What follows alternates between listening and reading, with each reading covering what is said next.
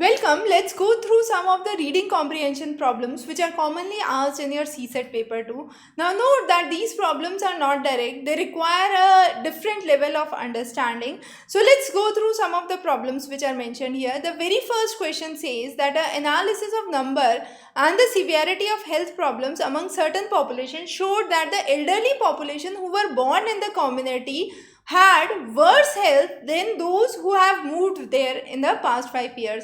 So let's say this is a community. You have elderly people of the same community and the elderly population moving from another community. So the population which moved in from another community for last 5 years had less severe health impacts. However, the elders who were living in the original locality were worse affected. Now, the question says each of the following, if true, contributes to an explanation of the difference in the health between these two groups, except. Now, the people who have the means to relocate tend to be better than the average health. Probably that can be correct because they have less health conditions, and therefore we can say that probably their health was much better or they had better means for healthy life. The next says, although most people who have moved to the community are young. Now note, this whole passage does not talk about young population at all. So this explanation is by all means incorrect. So that's the answer here, because we need not to move even further because this passage does not addresses young community, and that is one of the things which is given in the choice. However, we'll move forward to understand the remaining choice. The quality of healthcare availability to the community is lower than the rest of the country. That's again correct. And the changes in one's environment tends to have good impact on the health. Probably that can be one of the reasons for the same. The next question talks about a company's analysis. It says when company's profit would be reduced by an increase in the minimum wage, the company often reduce the number of workers working in the company, and what they do is they actually the profit is defined. Okay, so if the company is trying to reduce the profit, it can either increase the minimum wages of some of the people. If that is being done, what would be done? Other people, the other company employees would be cut, so workers would be reduced. There can be a scenario where this is not witnessed. So this was a case which was seen in the fast food industry. Now, which one of the following, if true, helps us to explain why increase in the minimum wages did not affect the number of jobs in the fast food industry? So what could be the reason that has not affected the minimum wages? Now it says, after the recent increase in the minimum wages, decreased job turnover in the fast food industry allowed the employers to save enough on the recruiting cost to cover the cost on wage increase. Now it says that in the case of fast food industry, what happened was the people are not spending more on recruiting, so they are not bearing on the recruiting cost, so their recruiting cost is cut, and the recruiting cost that they are cutting there has been put up into the increased minimum wages, and therefore the amount of workers need not to be cut. So they can retain the same number of workers. They are not hiring more. They are cutting on the hiring cost, recruiting cost, and increasing the minimum wages for the existing workers, and therefore able to survive without any job cut or without any job loss. So that is a correct answer or a correct explanation to this question. Now, however, let's go through other options as well. So it says, if in an industry an increase in the minimum wages lead to elimination of the jobs that pay the minimum wages, then higher paying supervisory positions would also be eliminated. So that is not one of the ways, because it talks about eliminating more jobs, and in this case job loss was not witnessed. Similarly, it says that the response is does not differ significantly from other industries that employ people at minimum wages. Nothing of that sort can actually explain why the job cut has not been there, and it has been mentioned that the few employees are already earning more than the new ones. So this is just mentioning about few, not many. So this again cannot be the right option. The idea here is, if the minimum wages of the candidates or the employees are increasing, some of the workers would be reduced.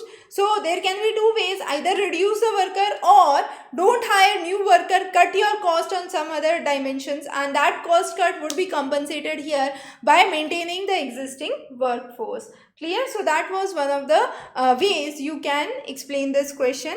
Coming on next is a question on fossil fuel. It says fossil fuel producers say that it would be expensive to reduce the levels of carbon dioxide emitted by fossil fuels to halt global warming. This claim is false. Now, why they say this claim is false? Because they give a related argument saying that the chemical industry was finding an economic alternative to CFC which destroy the ozone, but they said it is impossible.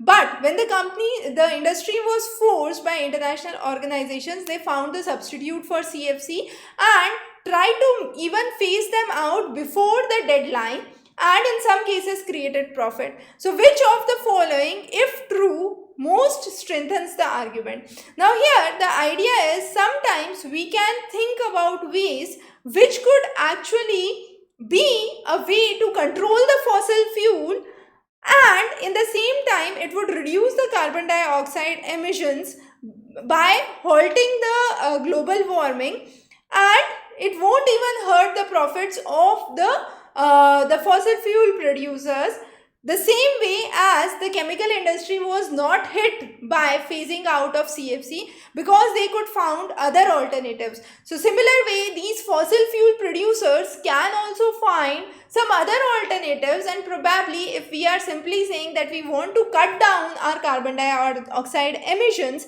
these fossil fuel producers would not be affected, and this would be a case very similar to what has been witnessed by the chemical industries under the change in the compositions with CFC. So therefore, this becomes your right option. The other options do not strengthen your argument. You are asking about an argument that actually proves or strengthens the given statement. Coming on next is another statement. This says warm air tend to be humid. As the humid air increases, the amount of rainfall also increases. So it says warm air is responsible for humidity. Humidity increases the amount of rainfall, and the rainfall is a strong evidence that air temperature is increasing as well. Which of the following has been flawed pattern in the reasoning here? Now the most flawed pattern in the reasoning here is that it is trying to create a connection between the things, but that should not be the only possible reasons. We are saying that warm air leads to humidity, humidity leads to higher amount of rainfall, but we are trying to prove that this higher amount of rainfall is evident because of rising air temperature. So air temperature could be one of the reasons, but it is not the exact reason where we say warming is leading to rising humidity, and rising humidity is leading to rising amount of rainfall. So here if I say food which are nutrition, so nutritious food lead to healthier life, and therefore if the people are healthier today because they eat more fresher fruits. Now fresh fruits would have higher nutritional value, could be one of the reasons, but not the exact reason why nutritional lifestyle is indicative of a healthier lifestyle. So therefore statement 1 gets flawed here. So statement 1 is totally flawed because this reasoning, the second reasoning, that fresh fruits, people eat more fresh fruits today and therefore they have more nutritional value and they lead a healthier life, is incorrect. Okay, now coming on to the last question for today is a statement by economist where he says that the real wage would increase significantly only if productivity increases. So wages would increase if productivity increases. This is unlikely as real wages would increase significantly in the near future since the country's businesses are investing very little in new technology. and this pattern is likely to continue for several more years. Now, the economist is saying if the real wage increase, this can occur only when productivity increases, but at present we do not see increasing phenomena of real wages, and as a result the country, and the reason behind it is the country is not investing more in new technology. Since it is not investing more in new technology, productivity would not increase, and since productivity would not increase, wages would not increase. So what is the underlying assumption? Underlying assumption is the technology. So it says productivity would not increase if the businesses do not make or do investment in technology, as clearly mentioned in the statement here. So if I assume that yes, companies are investing in new technology, then productivity would increase and then real wages would increase. So my underlying assumption, what is there? My underlying assumption is that companies have to invest in technology, and that's the way to increase productivity. So D becomes my right option here. So these were some of the kind of questions which are commonly asked in your reading comprehension. So you need to be very clear. If it is assumed, you need to think what is the basic idea that need to go into before I bring a response to it. So unless and until we talk about new technology and giving a thirst to new technology, we cannot say productivity would increase, and therefore this would be the right option in this case. So questions vary on assumptions, question vary on logic, question vary on conclusion. So be very careful about the twist and the tricky language which is there with reading comprehension. Each of the questions usually have independent passages right now.